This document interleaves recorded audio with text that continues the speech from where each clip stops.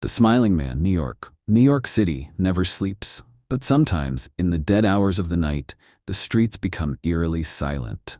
It was 2:47 a.m. when Ethan Carter, a 26-year-old graphic designer, was heading home after a late shift. He had taken the same road dozens of times, a shortcut through a dimly lit alley that would shave 10 minutes off his walk. But tonight felt different. The air was thick, suffocating, and an unnatural quiet smothered the city's usual nighttime sounds. Then he saw him. At the far end of the street, bathed in the sickly yellow glow of a flickering street lamp, stood a tall, emaciated man. He was dressed in an outdated black suit, wrinkled and too large for his skeletal frame. His head hung at an odd angle, as if his neck were barely holding it up. But it was his face that made Ethan's stomach twist. The man was smiling, not a normal, friendly smile.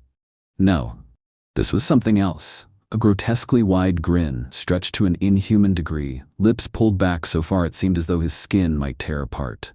His teeth were long, sharp, and uneven, like they had been carved rather than grown. And his eyes, God, his eyes, were unblinking, hollow black pits, yet somehow, Ethan knew they were staring straight through him. For a long moment, neither of them moved.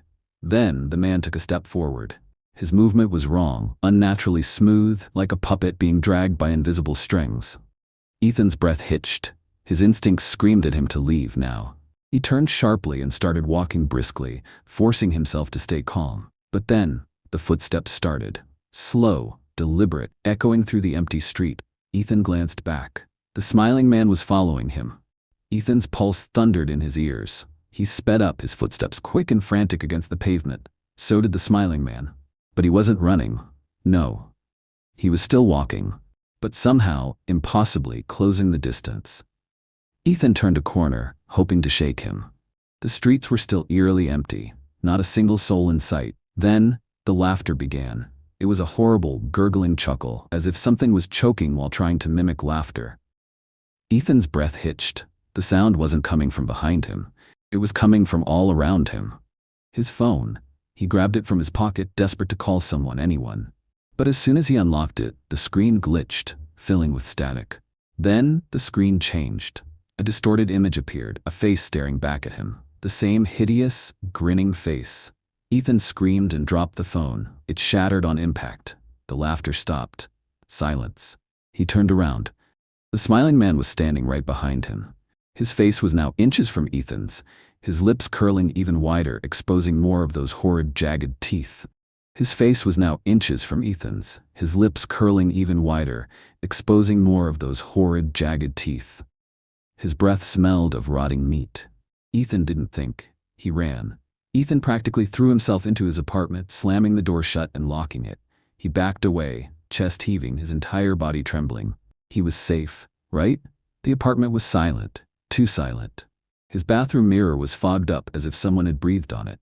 He hadn't even been in there yet. Ethan moved forward cautiously. As he reached out to wipe the glass, his stomach twisted. His reflection wasn't moving with him. It was still staring at him, still grinning. Ethan stumbled backward. His reflection tilted its head, just like the smiling man. Then, it stepped forward. The mirror shattered outward, and something crawled through the shards. A long, bony hand grasped the sink's edge. Then another. And then he saw it. The smiling man was coming through the mirror. Ethan screamed. He turned to run, but something grabbed his ankle. He fell hard, hitting the floor with a sickening crack. His vision blurred as he felt cold, thin fingers wrap around his throat. The last thing he saw was that horrifying face hovering over him, teeth parting, whispering in a voice that wasn't human, "Smile for me."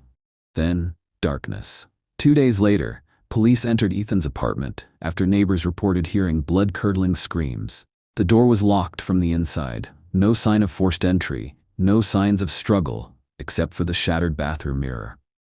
Ethan Carter was gone, but the apartment wasn't empty.